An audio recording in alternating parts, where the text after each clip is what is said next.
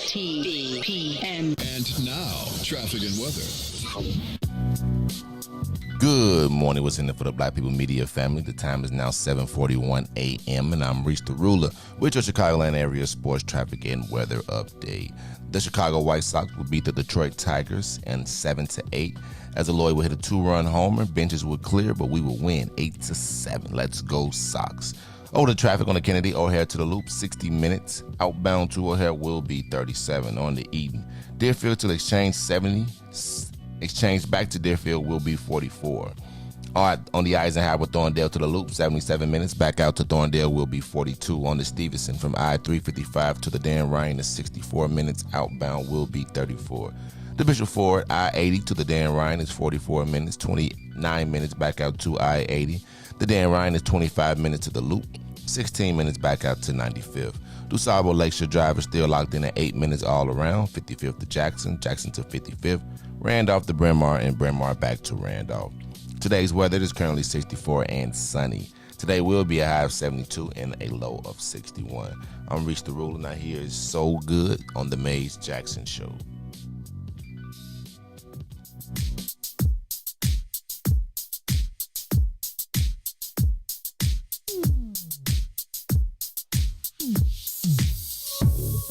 I don't know what you did, but you did it right.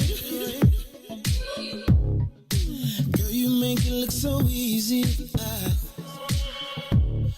Everywhere you go, there's turning left and right. You are listening to the Mays Jackson Show. I'm your host, Mays Jackson. Got my co-host, Ruthie Moore in here. DJ Riis the Ruler. We're going to ask y'all to come on back. This is the Mays Jackson Show. Y'all come on back. Share the broadcast. Share the broadcast. Let them know we are back in the building, back on the base. We are talking about this whole concept of our young ladies. When are they accountable? What's our responsibility? Ruthie, I can't lie to you and tell you that I do, when our sisters are in my presence, I do feel somewhat responsible. And not even just the babies. Like, I feel like my job is to be looking around. That's you. Like, my job is supposed to be like, yo, what's the incoming? Never felt unsafe around Mays Jackson or other black men in Mays Jackson's purview. I don't. So you gotta understand. Like, I was reading these comments thinking to myself. So if y'all saw my daughter out kicking it, and some grown dude was out there, and she was out, and you knew that this dude, like, do you feel responsibility to be like, hey, dog? Like, if I saw any of y'all, Riis, you like, you mind your business? Riis, you call me, okay? Nah, you know what? I'll probably call you. I probably want to approach her because I don't have that relationship, but, I'll be like, even though I know I can't tell you nothing because you're going to, splatter, I'll be like, Mays, don't, say it, nothing, Don't say I said it. No, I wouldn't put you on blast. I'm just saying I saw outside and, dude look kind of 40-ish. Right. I mean, I do, like, I feel like the kids should be able to play. That's how I feel.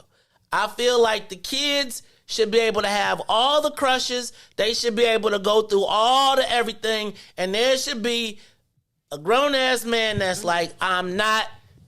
Nope, not. Think about what's some of the messaging that we teaching to young girls is you know, use what you got to get something. Who teaches them that though? It's in the media. That's like fact. that's the culture is let me use what I got. Is that this whole $40 thing? I don't know what's $40. Oh, Really? I know what you're talking about. $40. I know what you're talking about. That ain't in this. Well, okay. I mean, that just says to me like 40. Like if that's inflation rates. Like that's inflation rates. I mean, what do you call a currency transfer? Like when it's the exchange rates. Mm-hmm. That's what that's about. Because you're talking about in a different country, right? It's $40. That's how that started. It was It's $40 here. I think that started. They was talking about how you can go to some Latin American country and you can get these beautiful women, and it's Dominican Republic, and it's $40. Like that's where that started at. But that's based on the exchange rates. What's the local exchange rate? $40. Probably Here in Chicago. 40. 40. It's sometimes lower. $40. Let's go to the live line. It's the Maze Jackson Show. Accountability. When do we protect our girls? How long should we protect our girls? Good morning. Good morning. Is this Cassandra? Good morning, Maze. Good morning, yes, Cassandra. Yes, it is. Ruthie and Riis. This brought back a flood of memories for me. I've been out of school for a long time. In the 80s, I was at an all-girls Catholic school on the southeast side of Chicago. So, of course, poor growing up, but my mother was able to at least send me to an all-girls school which she thought was protecting me, right? So I'm at school. Young lady transfers into school our junior year. She was Nicki Minaj before Nicki Minaj was even thought of. Just boom, Jessica Rabbit body. She befriended me, and I got $2 for lunch. She's got $100 in her pocket for lunch. She's got, we used to wear all those chains looking like Mr. T, all the chains. And we're in uniform. So the only thing sets you apart is your accessories. She would talk to me about how she pays her own tuition. Now, I'm in the office every month because my tuition is late. My mother's trying to scrape it together, right? She was like, you'll never have to be embarrassed again. You should start paying your own tuition. In my head, I'm like, I got $2, $1 to get to school, $1 for lunch. What are you talking about? So she finessed and befriended me and everything and started letting me wear her chains, started letting me wear her school jacket. Come to find out, she was a prostitute. Recruiting, and was like, once you get all caught up, she giving you money, paying for your lunch and everything, and saying, hey, you too can have all of this. Why should you look like a ragamuffin when you can look like this and look like me and so on and so forth? That was amazing to me. I mean, I heard about prostitutes, but I didn't know it hit home like that.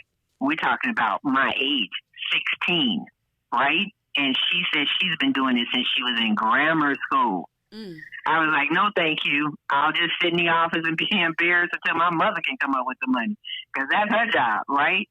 So it starts from home. Home knows what you're doing. Her parents knew. Her mom knew, right? So, but I had the discernment to know that was not my lot in life, and I'm not getting caught up in that. I'm trying to change the trajectory of my life, and that ain't the route. I just wanted to share that with you guys, that your parents know and your friends know. Thanks for listening. Thanks, Cassandra. I don't know if your parents always know.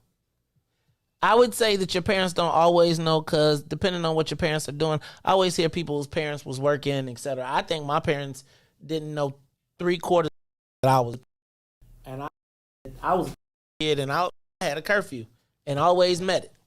But boy, get in and be hours. Let's go to the next caller. Caller, this is the Maze Jackson Show. How you feeling today? When should we stop protecting our girls? Hey, Katie, when should we stop protecting when is it no longer our responsibility to protect young black girls? Oh, I think it's up to 21. Nowadays, we have to protect them and hoover over them 21. I'm just so happy that. I'm just so happy that with R. Kelly, that he is being held accountable to let people know and let these young girls know you don't have to sell your body. You know, you don't have to. There are other ways to get by. You don't have to do that. But in the past, I mean, you know, I can remember. You know, I remember when I was 17, and there was a 24-year-old guy. But I think he was afraid because, you know, he had to come to to visit me on the front porch at the house with my mom and my dad. So, and my mom, she married early, very early. You know, back in those days, it was. You know, the young girls they didn't have a mother. My mother's father died when she was young. So, you know, just like Ruthie, everything Ruthie says is true. You know, they be out here trying to get money so that they can live a better life. But it's more than one way you can do that. You don't have to sell yourself to these older guys. So it's like, it might be I'm talking to the wind, but... Thank you. Yes, thank you, Katie. Eric, that's what I think. thank you so much. Don't tell me 49 in your face. You said you was 17 and your prom date was 25? Let me just say, this is what I got to say. And I mean this as respectfully as possible. If a 25-year-old is going out on a prom date, his anticipation is to bend you backwards. I'm not trying to be funny, but essentially, the 25-year-old, please don't say you said yep to that, Erica. Just keep that to yourself. But the expectations of a 25-year-old after a $200 date and a dress is probably a little different than a 17-year-old. And maybe not that far off, but the ability to affect that, like there's something about, to me, we gotta figure out a way. Because I also think that these moms be telling these girls to get with older men in some cases because ain't nothing a young man can do for you, right? Because he hasn't achieved his... Why are you looking at me like that? No, yeah, it's... Because I look at it, and then how does it work out, though? Give us a call, 872-259-7474. 872-259-7474. Now I'm going to weave into this R. Kelly. So I asked all of these questions because R. Kelly was convicted yesterday, found guilty. Is there anyone that does not think that R. Kelly interacted regularly with young girls underage, under the legal limit? Let's start there. Now, none of them really were young white women. So it's interesting to me to see the varying levels of outrage. Let me just tell you, if there was a white girl anywhere in that mix, that dude would have been under the jail forever. The first time.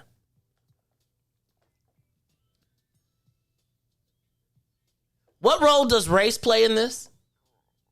Because I'll be honest with you, I don't really feel like race plays any role in how I feel about the situation. As a matter of fact, if you prey on black girls and kids, as a black person, I feel like you should get extra. That's me. But I gotta ask y'all, R. Kelly, guilty. Do we have any compassion for the young girls? Or did they get what they deserved? Did they get what they asked for? Was it abuse? Were they star chasing? Because some of this, I'm not going to lie,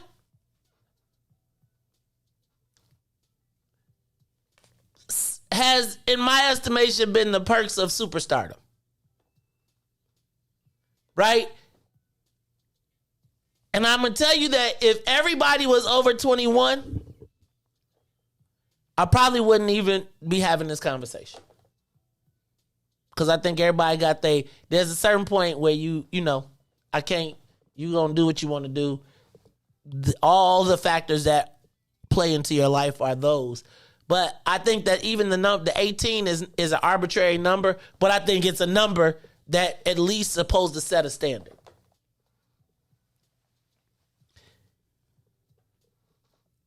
Guilty, not guilty, what role does race play in this? And what role does race play in how you see the victims?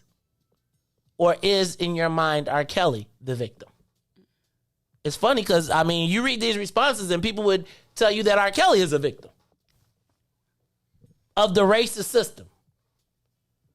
How much? Give us a call, 872-259-7474. Riis, go to the phone lines. Caller, you're on the Maze Jackson Show. How you doing? My name is Joey. How you doing, man? I met you before. It's nice meeting you again. Nice hearing you. Thank you, brother. This conversation, I don't want to offend anybody because it's a very touchy conversation, but I do think that it also needs to be taken into account point of view and intentions. You know what I'm saying? Because age different around that age is different when you because I ain't gonna lie, my girl is 3.5 years younger than me. So when we started dating in high school, I was a fifth year senior. No lie. You know what I'm saying? I ain't tripping on that. But the fact that when I went to prom and I saw people older than me, it was kind of hard not to judge them. Dude, you look like you was in school with my older cousin. You know what I'm saying? So it does matter as far as point of view. Now being a father of two daughters, I don't think it's not until I say so. That's how I feel. I feel like parents know their children better than anybody else should know their children. That's what it's supposed to. Good parenting, you have to pay attention to those things. You have to put it in those times. And even in my family, we have our own faults. Everybody has their faults. But, if you got an older cousin, he going to put you on game about guys. We not going for that. We not trying to let you be out there lost. As a family, the structure that I came from, you know what I'm saying?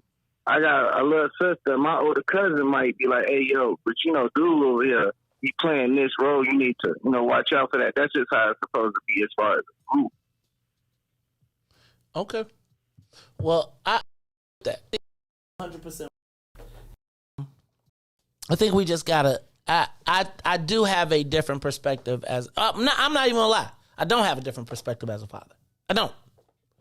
I feel the same way, which is, look, yo, keep your mitts, your paws off my kids. I don't care if they are wandering around dumb, lonely, and looking for love and affection. You stay your monkey ass away.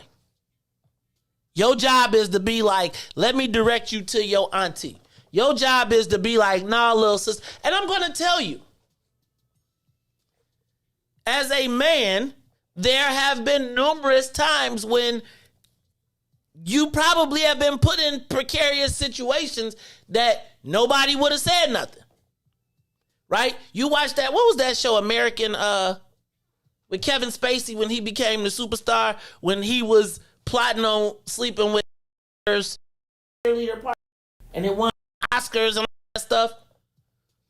Y'all remember that movie? It was like Kevin Spacey, and it was like his daughter was a cheerleader, and I just don't. Ruthie, when the R. Kelly tape came out, and all I gotta say bye to y'all, but guess what? We're gonna have to wrap this up because the